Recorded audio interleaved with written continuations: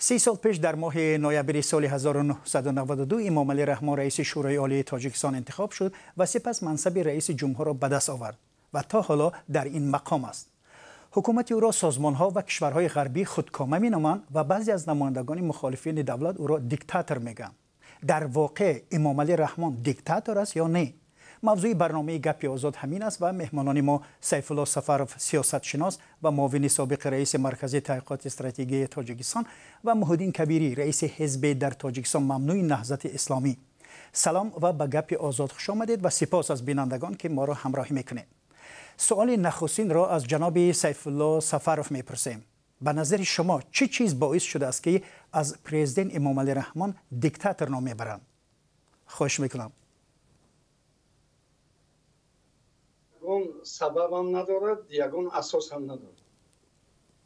دیکتاتور گفتن این مردم از آن است که آنها چنین اندیشه دارند، فکر میکنند و شاید مقایسه میکنند با بعضی از کشورهای غربی.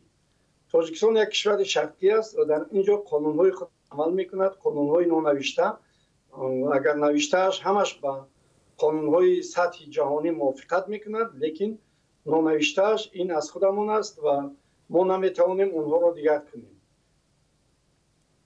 بله، شما جناب محیدین کبیری و طرفداران شما از آنهایی هستند که امامعلی رحمان را دیکتاتور مینامند. برای چنین نام بردن رهبری باید دلیلی باشد یا مثلا آن رهبر خصلت‌های یک رهبری تمامیت خواه و قدرت طلب را داشته باشد؟ میتوانید دلیل بیارید که در واقع امامعلی رحمان همین خصلت و رفتارها را دارد؟ مرحبا. برای آنکه امامعلی رحمان را ما همچون دیکتاتور بشناسیم دلیل زیاد در کار نیست و زیاد تحلیل هم لازم نیست. چندین معیارهای بین المللی است که از روی آن معین میکنند که این نفر یک رهبر دیکتاتور است یا اینکه آزادی خواه. یکی اینکه چند سال حاکمیت دارد، دوم که چگونه به سر قدرت آمده است، سوم اینکه چگونه مدیریت میکند، آیا خانوادگی هست یا از تمام احزاب و از تمام قشرهای جامعه حکومت را تشکیل میدهد، چهارم یا پنجم اینکه آیا از طریق انتخابات‌های دموکراتیک قدرت را به دست آورده است یا از طریق انتخابات‌های غیر دموکراتیک و چندین دلیل‌های دیگر هست. آیا اپوزیسیا وجود دارد در داخل کشور، اپوزیسیا واقعی؟ آیا رسانه‌های آزاد مستقل وجود دارند در پارلمان؟ آیا حزب و حرکت‌های اپوزیسیونی وجود دارند یا نه؟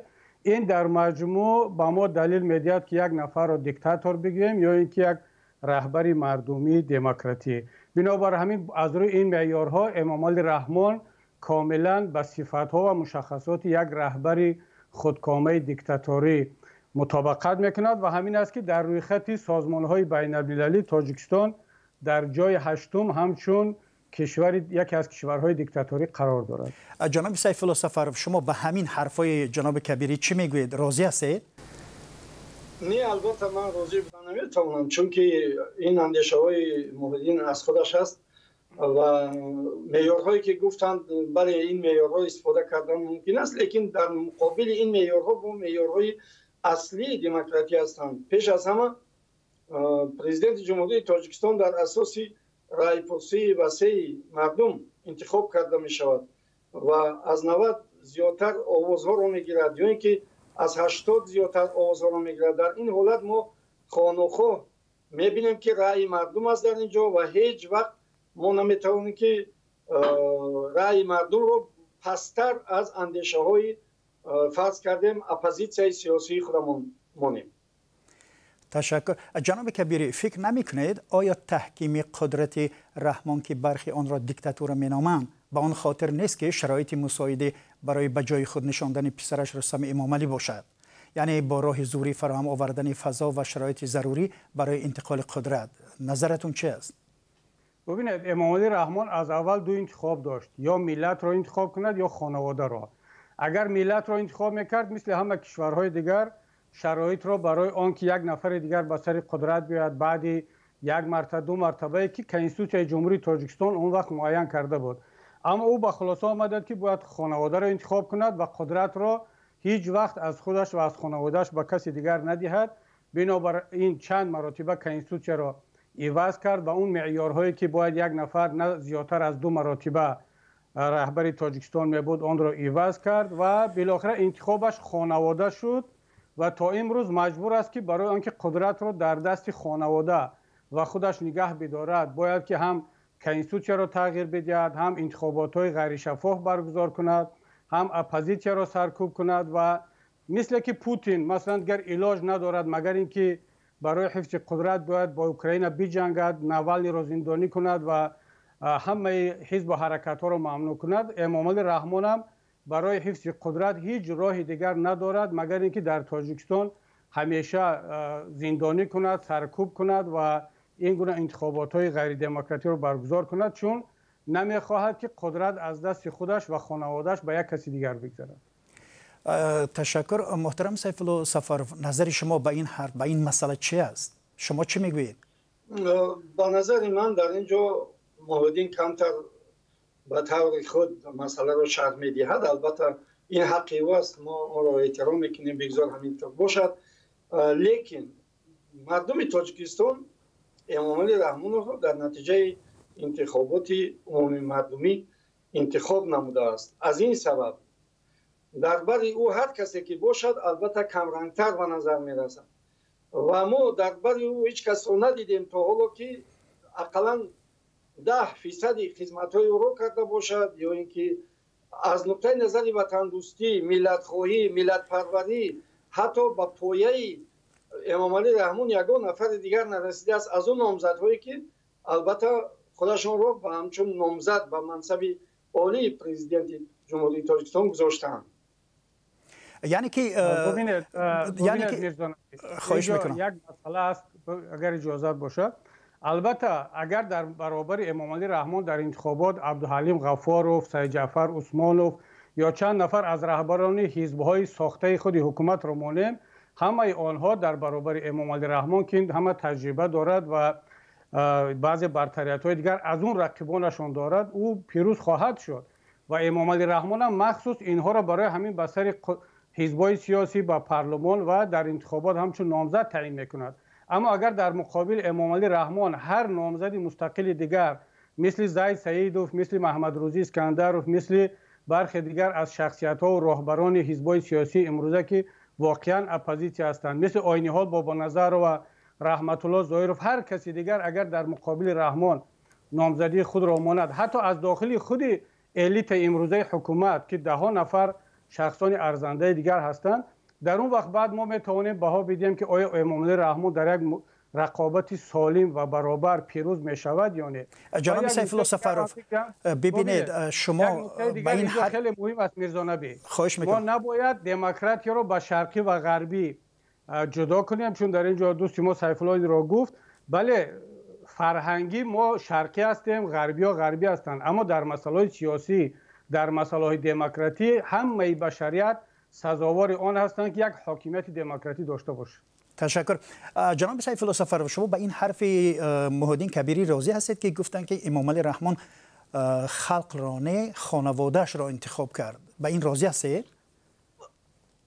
حاضر همین روز در همین روز شاید یگان وقتی به یگان گپ موحدین من راضی باشم، لیکن در همین حاضر من به یگان گپ این کس راضی شده نمیتوانم. از کدام سبب؟ از اون سبب که موحدین مسئله خانواده را میگوید. خانواده همه پادشاهان البته در اطراف او جمع هستند.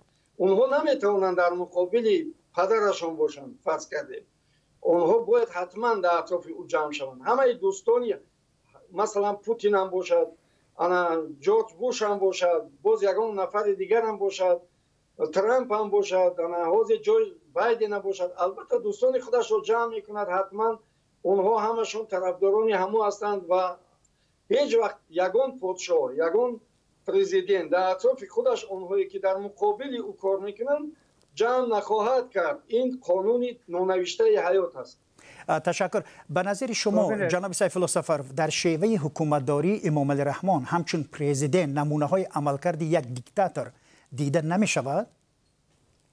من راست میگم 25 سال با پرزیدنت کشورمون کار کردیم. در یک گویم که اول در صفت سرمشاور جنابی عالی، بعدتر همچون معاون رئیس حزب خلقی دموکراتی تاجیکستان و با موحدین هم البته یک 15 سال ما در بحث بودیم، در گفت و شنید байни тоҷикон будем як ҷоя, сафарҳои гуногун доштем, аз ҷумла ба олмон, бо ки вақт сайдаблои нурӣ зинда буд, ана вағайра ва ҳоказо. яъне ки ман Муҳиддинро бисёр хуб мешиносам. гуфти рафиқо ки рӯзи аввал нест ки бо Муҳиддин баҳс мекунам, аз рӯзе ки вай ба сиёсат қадамон, пеш аз вай бо раиси дигарашам баҳс мекардем.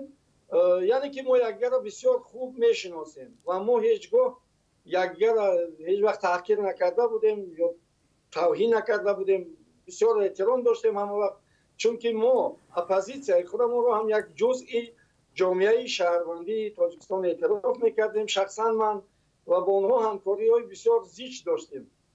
лекин халқи Тоҷикистон ҳизби Наҳзати Исломро бо ҳизби коммунист дар охирин интихобот дар ҳошияи таърих партофт, яъне берун кард аз ҳамун чин.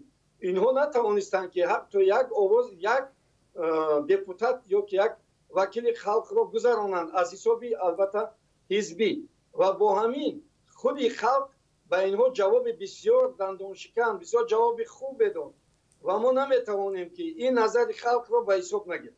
ташаккур. ҷаноб Муҳиддин Кабирӣ, назари шумо чӣ аст ба ҳарфҳои Сайфулло Сафаров? бинед, воқеан як нуктаи хуберо Сайфулло Сафаров инҷо ишора карданд дар бораи ҷомеаи шаҳрвандӣ, дар бораи он ки бо мо ҳамкорӣ ва дӯстию хуб баҳсҳои зиёде доштанд.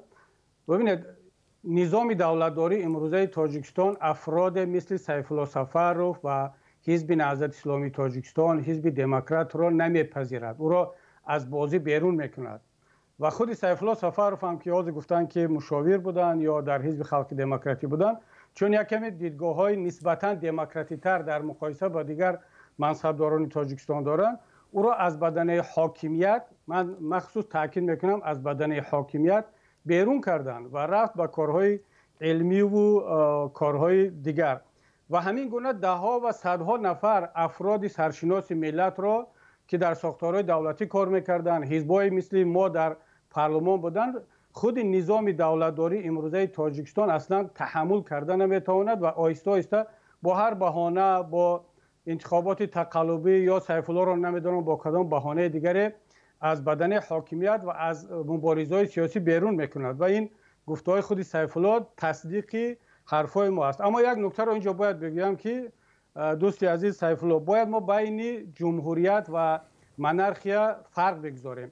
дар Тоҷикистон чизе бо номи подшоҳ гуфтанӣ нест ки ӯ битавонад хонаводаи худашро дар атрофаш ҷамъ кунад. дар Арабистони Саудӣ метавонад барои он ки дар онҷо низоми подшоҳӣ аст, дар Урдун, дар Мағриб ва дар дигар кишварҳо. аммо дар Тоҷикистон низоми давлатдории ҷумҳурӣ аст. мардум як нафарро интихоб мекунанд, мардум ҳамаи хонаводаро интихоб намекунад. агар интихоботи демократӣ ҳам бошад, як нафар ба сари қудрат меяд.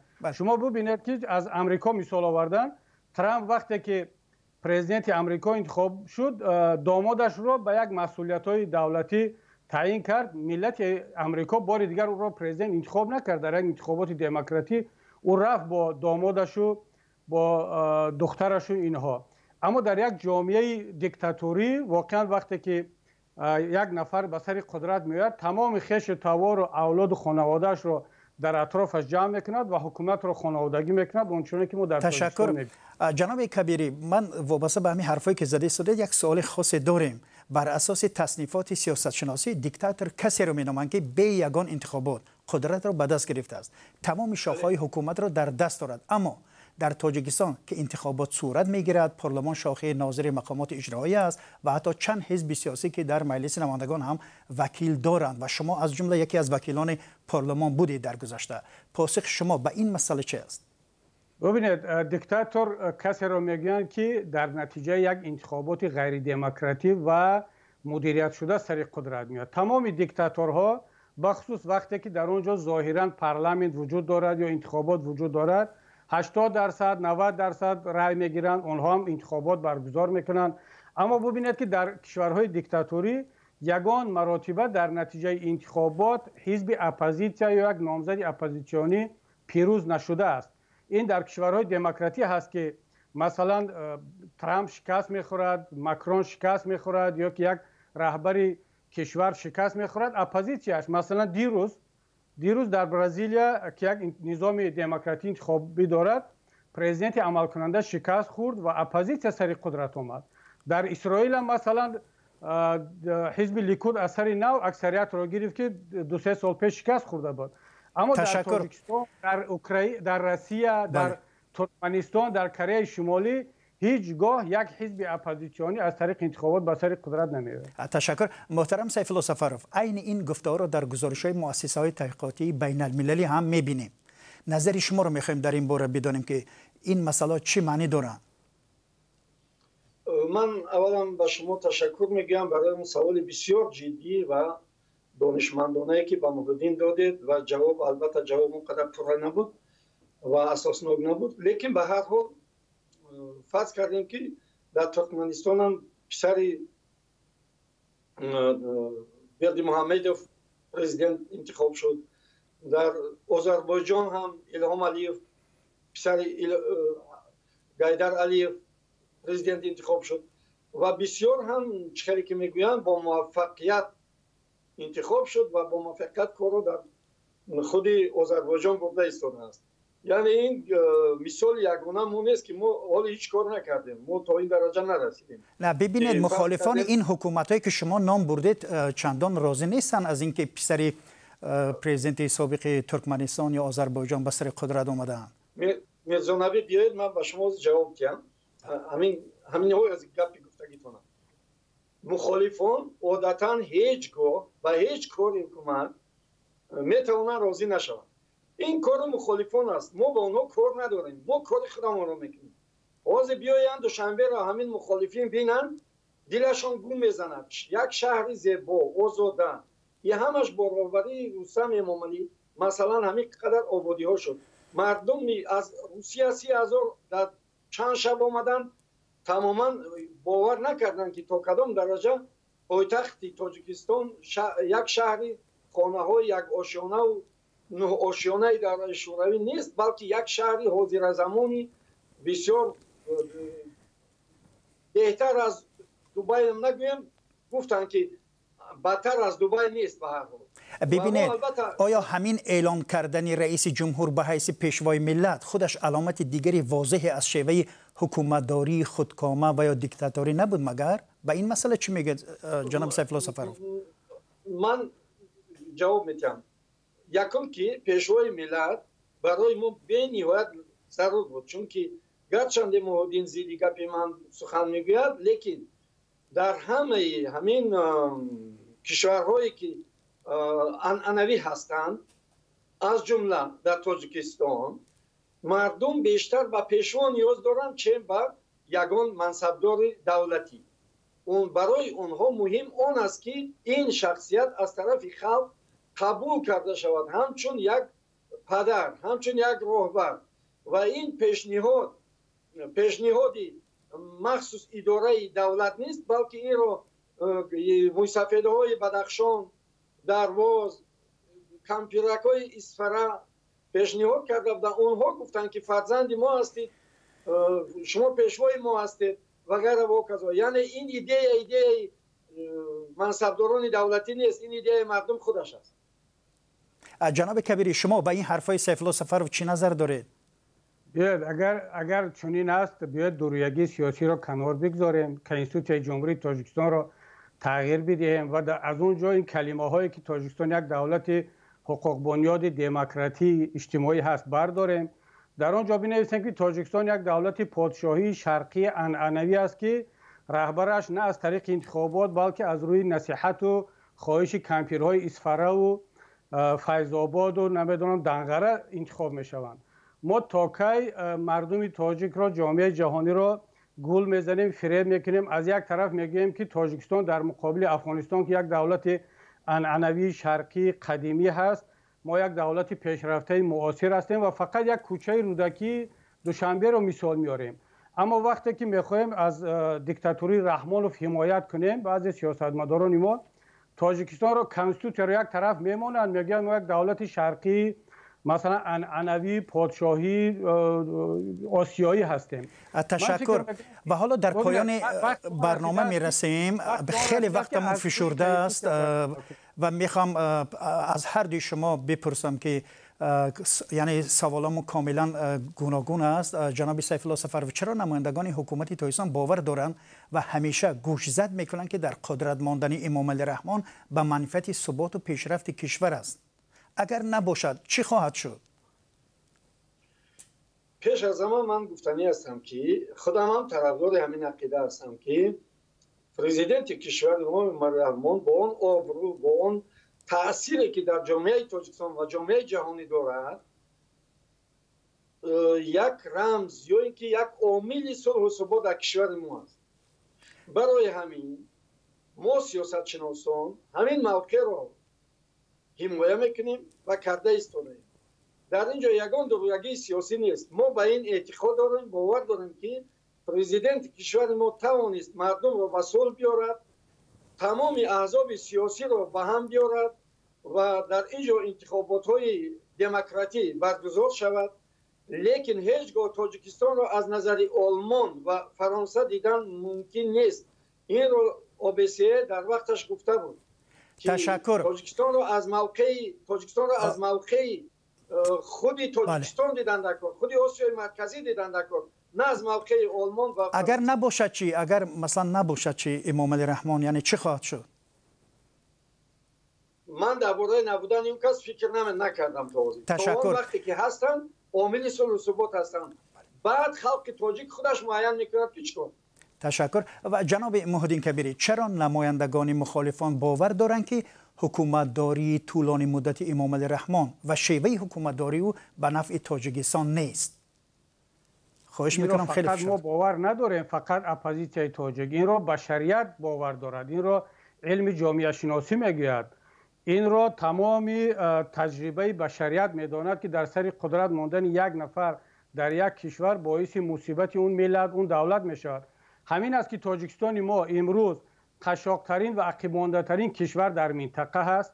همین است که تاجیکستان را وقتی که در معرفی کردنی شود در دنیا بگوید که تاجیکستان میگن همون نفری که رهبرش 30 سال باز حاکم است، همون مثل که زیمبابوه موگابه 30 سال بود، زیمبابوه رو فقط با همون دیکتاتوری طولانی عمرش میشناختن، نه با پیشرفت‌های اقتصادیش. تاجیکستان هم همین است و از همه بدترش میرزا نبی، ملت تاجیک در آینده مثل کره شمالی میشود، یک نفر با خانواده‌اش طولانی رهبر، در صورتی که ما شانس داشتیم مثل کره جنوبی باشیم. بنابراین این نظری تنها مخالفی نیست. بعدن یک چیز رو فراموش نکنیم که در روسیه هم میگن که اگر پوتین برود روسیه تمام میشود، در ترکمنستان بگید اگر خانواده ترکمن باشی برود ترکمنستان از بین میرود. در زمان اسلام کریم فهمی گپ رو میگفتن. این منطق عوامگرایانه تمام دیکتاتورها و طرفداران آنها است. تشکر زیاد. و با این به انتهای برنامه رسیدیم و مهمانان ما سیف الله سفروی، سیاست شناس و معاون سابق رئیس مرکز تحقیقات استراتژی نزد پرزیدنت تاجیکستان و محی‌الدین کبیری رئیس حزب در تاجیکستان ممنوع نهضت اسلامی بودند. بینندگان گرامی، اگر در رابطه به این موضوع نظری دارید زیر برنامه ما بنویسید. منتظر نظر و پیشنهادهای شما هستیم و من میرزا نبی خالقزاد بودم. برنامه را پیش میبرم. خدا نگهدار.